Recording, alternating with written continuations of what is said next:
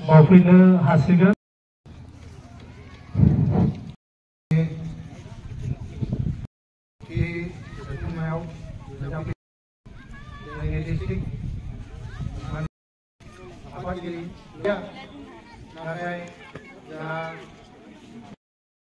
गुरुदेव बाबाया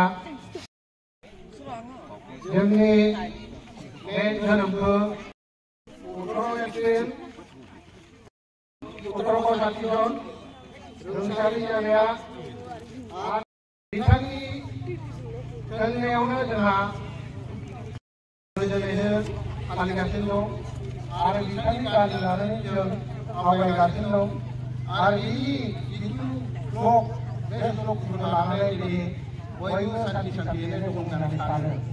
बाहागो लानो थाखाय खावलाय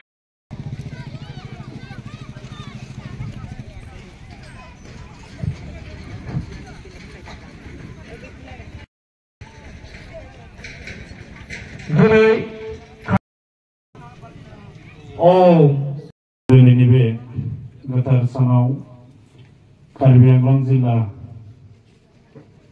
दुलाराय ब्रह्म धोरोम आफादनि 74थि बोसोरसालिया जथुमा आरो बेजों लोगोसे 9थि बोसोरसालिया जथुमा काकी आन्चलिक दुलाराय ब्रह्म धोरोम आफाद बे मोननैजों जथायै दिनैनि बे बाक्सामारि गेलेग्रा फोथाराव खुंजाबाय थानाय दिनैनि बे गोथार हाबाफारियाव बाहागो लानाय जोंनि गासैबो ब्रह्म धोरोम आफादनि मानव गिदिर बाबामोन आरो बेजों लोगोसे बे गोथार हाबाफारियाव बाहागो लाफानो हानाय गुबुन गुबुन गामिनिफ्राय आरो गुबुन गुबुन जायगानिफ्राय बाहागो लाफैनो हानाय गासै गेदेमा बिथांमोननिसिम आंनि गोसो गोरबोनि अननाय सिबिनाय आरो खुलुमनायखौ सिगांग्रो आं बावहरबाय।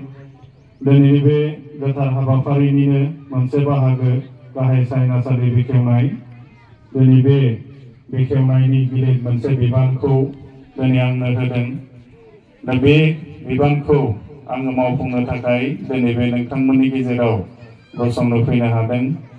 दा बे खाबुखौ होनायनि थाखाय सिगांग्रो आङो बानजाय आफादनि गासैबो आफादगिरि नेहाथारि आरो बिथांमोननि मावथि फारिया गासैबो बिथांमोननिसिम आंनि मोजां मोननाय आरो खुलुमनायखौ बावहरग्रोबाय।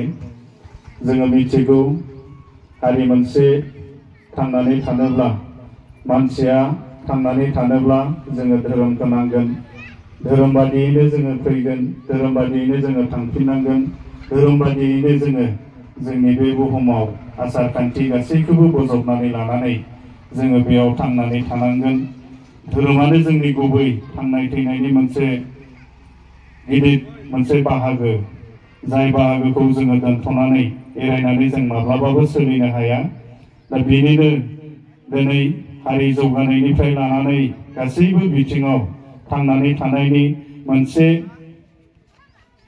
समसिम जाय मानसिया गावनि थांनानै थानाय समाव जाखिनिखौ मावनांगौ मोजां गाज्रि गासैखौबो सिनायथिखौ होबोदों दुलाराय ब्रह्म धोरोम आफादा। रोंगौथिनि मोनसे गिदिर मोनसे लामाजों आवगायनो हादों। हारिखौ मोनसे सोद्रोम हारि दानायजों लोगोसे हारिनि मोनसे गिलिर बिबान लानानै दिनै हारिखौ दैदेनबोदों। दा बेनिबो गुरुदेव कालीचरण ब्रह्मनि गोबां बिथिं दङ। बर' हारिखौ दैदेनबोनायनिफ्राय लानानै समाज बिथिङाव बर' हारिखौ सिनायथि होबोनाय बेबायदि गोबां मोनसे बिदिन्थि दङ, जाय बिदिन्थिखौ जोङो अरायबो जोङो गावनि गोसो गोरबोजों बोजबनानै जोङो दावगालांनांगोन।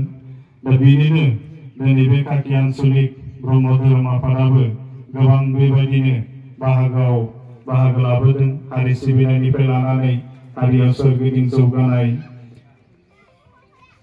हारिनि मोनसे सोद्रोमसिखौ फोथांनानै लाखिनाय, बे गासैबो बिथिङाव जोङो बयबो खौसेयैनो बाहागो लानांगोन आरो गाव गावनि जि सिनायथि बेखौ जोङो गोग्गोमैनो जोङो गुबुन हारिनि बा गुबुननि नोजोरावबो जोङो सिनायजानाय मोजां मोनसे थासारिखौ जोङो लाबोनो हानांगोन।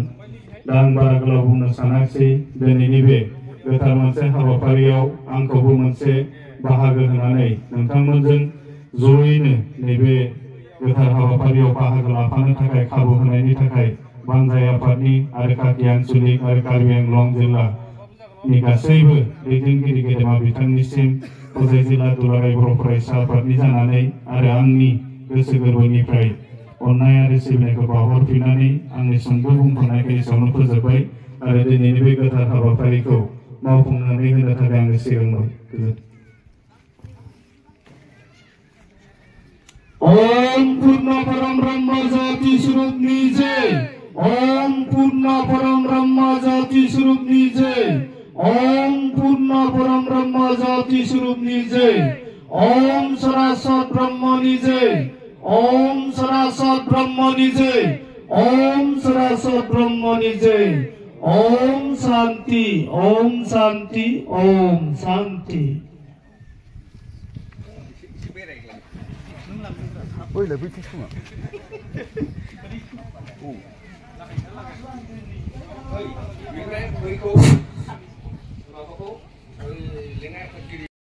bahwa bagaimana आर'नाइजों बरायनो थाखाय खावलायबाय।